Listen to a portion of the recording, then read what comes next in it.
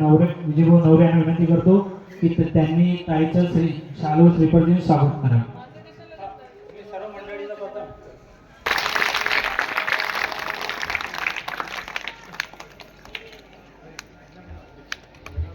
हे कृपा करा.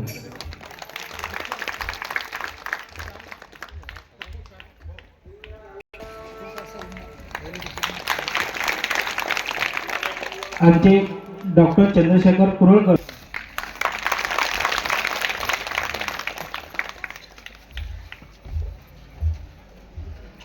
हरीशभाऊ मोरे, हरेश मोरे दादा यांना मी आमंत्रित करतो. त्यांचं स्वागत पप्पूभाऊ बोबडे करते अशी मी त्यांना विनंती करतो.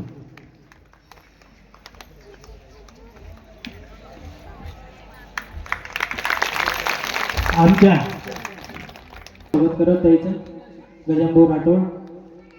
शिवपुराणामध्ये आमच्यासारख्या लोकांचा काय तरी अर्थ आहे का? तर तुम्ही बोलवलं, इतकं सुंदर कार्यक्रम या ठिकाणी केला.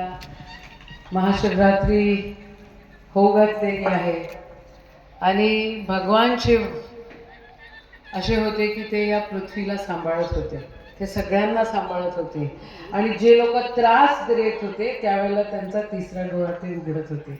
समाजामध्ये काही लोक समाजकंटक होऊन समाजामध्ये भेदभाव निर्माण करण्याचा प्रयत्न करतायत.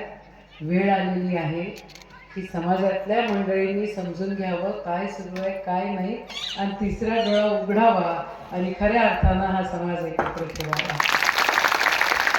बाबा सरोदे दादा, तुमची भरपूर तारीफ आम्ही ऐकलेली आहे. सुंदर शिवपुराणाचा पाठ त्या ठिकाणी तुम्ही करता. तुमची अख्खा चमू या ठिकाणी आहे.